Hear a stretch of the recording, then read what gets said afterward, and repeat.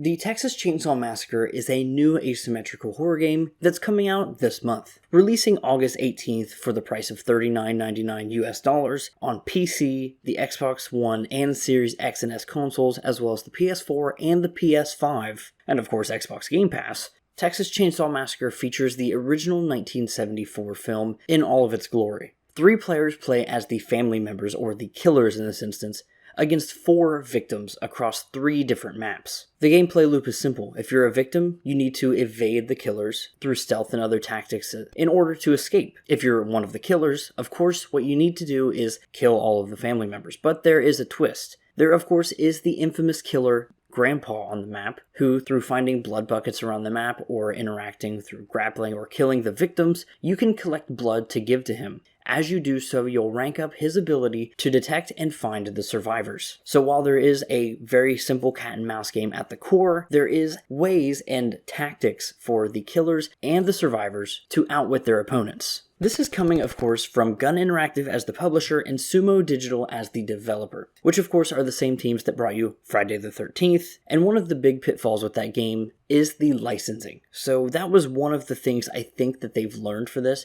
They've only licensed the original 1974 film. And through their learnings with Friday the 13th, I think they found that they can't just do the 1 versus 8 asymmetrical thing again. That's why they've opted for the 3v4. Also with that, with the licensing and things like that, they're focusing on one film rather than an entire franchise rights. So they're not going to be stuck behind any type of legal battles or issues that could prohibit them from creating any new content for the game. Hell, they've even talked about the trust placed in them in their abilities to create new original characters in the form of some of the killers that I'll get into in just a little while. Now, of course, this is a multiplayer game, so we've got to talk about balancing, and of course, there is crossplay for the game. I think the issue is that you can play PC, Xbox Series, and PS5 all day long. However, PS4 can only play with PS4 players, and Xbox One can only play with Xbox One players. Meaning that if you're planning to play on those platforms, I would potentially reconsider, seeing as how if the player base dies, you don't have crossplay to feed into that at all. The other platforms, I think it should be fine. Also, another thing, if you're playing on one platform and you decide you want to switch, maybe think about where you're going to play first, because there is also no cross progression as well. And I don't mean to make this all negative, it's just important for you to know that going in. You can't play on one platform, switch to another, and have all of your stuff. But now that we've got those kind of need-to-knows out of the way, let's talk a little bit about the balancing of the game overall, and then we'll get into each of the survivors and, of course, the killers as well. One thing they talk about and stress a lot throughout some of their dev logs and things like that is balancing, and how they, specifically about how they had to handle 3 people versus 4 people, and of course the 3 people actually being able to kill the other 4. So with that being said, as to make it not as hectic and chaotic at every single moment, and actually build tension and things like that, there are natural choke points with hallways and plenty of hiding places throughout the world, even hiding in plain sight. Meaning that for the survivors, while there are more of them, technically it's going to be at least somewhat possible for you to dodge all 3 killers. And they go even further with the stealth aspects as well. Stealth here, of course, being a general term about how both the killers and the victims are able to avoid the other until the time is right. One of the issues they talked about coming through with development was actually the idea that since there's no AI trying to find people, there's no reliance on things like vision cones, which you would see from a normal NPC character, because here you don't rely on that. You rely completely on human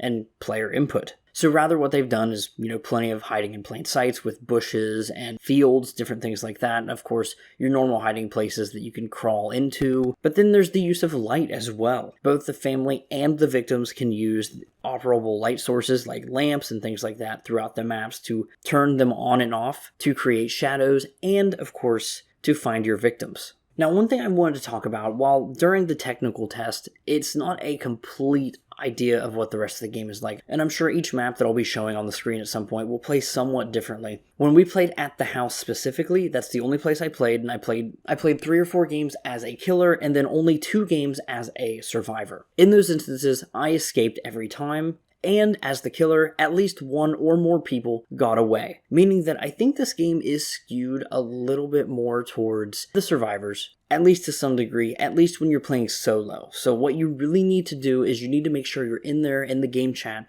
or at least in there with friends communicating. However, in the technical test, you could only queue up solo, so that wasn't something I was able to do. Now, with that being said, let's actually talk about those maps for just a minute. There's 3. There's the slaughterhouse, the family house, the one I played on, and the gas station. All iconic locations from the movie. Well, at least the slaughterhouse was mentioned. And honestly, the most exciting thing that I noticed from this was that the team talked about their abilities to create small details within the world for players to explore and see what the family have created. Once again, they emphasized the change in environment being huge for strategy, as, say, a windowless basement may play a little bit differently than the sunlight of the Texas outside. Another gameplay aspect that I loved was the sense of reward as you pass through each zone. Meaning as you leave the basement and head to the upstairs, you have a little bit more room to breathe and potentially more places to hide from the killers. Getting outside, you've got bushes, fields, different things like that it's going to really help you a lot, and you've got increased visibility. And I really like the idea that this,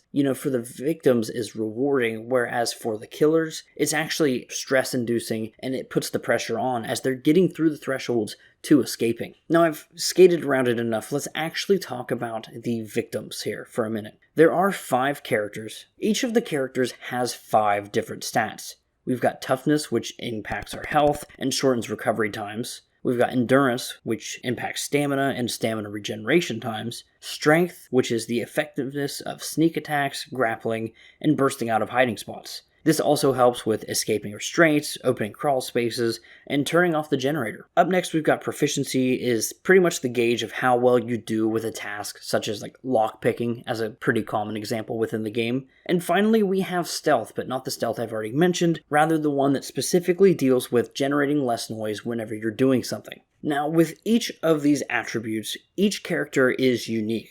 One character favors strength, one character favors any one of these, pretty much. There's 5 characters, so you could assume that one has one of each. Now, in the technical test that I played, there were no metagame as far as tweaking any of these stats or anything like that. But it said that while you can't tweak these abilities so high that you're going to make one character who wasn't as strong as the other one stronger, you can definitely, make the game a little more favorable for your main character. Now, the reason you may have a main character that you choose to play as is because each of these 5 survivors have their own special ability. Connie is focused, where she picks locks faster without even the unlock tool at the cost of stamina and her family proximity warnings. Sunny has a heightened sense, which will buff him to detect noise made by anyone nearby, pinpointing and tracking their movements when triggered. Julie has the ultimate escape, which reduces her stamina drain while sprinting and also stops her from being tracked, which is huge against Johnny. Leland is a lifesaver. He can charge and bump family members to stun them, which could potentially save himself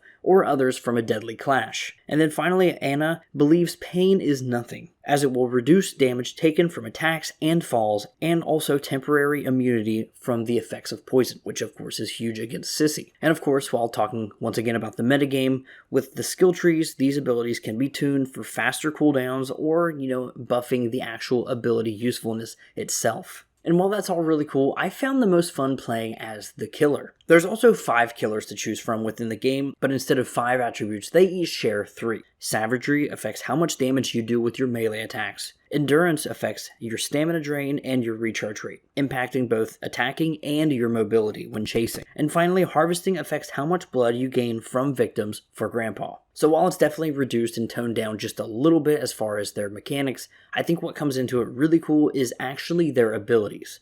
And, the meta of which characters you want to pair with which ones. So first off, you've got Leatherface, the titular character we all love, and he has the chainsaw, which needs to be revved up, of course, but you can obviously quickly maim the victims and even destroy crawl spaces, doors that have been locked, and different things like that. Next up, we've got the Cook, who can seek, which basically means he can listen in carefully, and if a sound is detected while he's doing so, he can focus in on that location of the victim. And third, rounding out our original characters from the movie, we have the Hitchhiker, who can trap, and with piles of bones around the map that will alert him when a victim steps into it. And for the 2 new original characters for the killers, we have Johnny and Sissy. Johnny, of course, is a hunter. He can see and track fresh footprints, which makes it really convenient when you're, in that fresh chase and maybe somebody's gone into hiding. And then finally, we have Sissy, who has her Bane ability, the ability to craft poison and blow powder in the faces of victims or contaminate items around the map. Now, as I close out here, I want to leave you with this. I think this game could go super in-depth, seeing as how we didn't have a lot of options in the technical test. I think this game can go super in-depth as far as both playstyles for the killers and the victims. I think where this game could really get interesting is the different maps that we haven't seen yet up till this point other than maybe trailers. Ultimately though, time will tell how the community takes to this game, and I'm really excited to see how that goes. I personally will be playing on Xbox Game Pass, and I hope to see you there. Consider subscribing if you like these type of videos, and look out for maybe a review. Thanks for watching, and goodbye.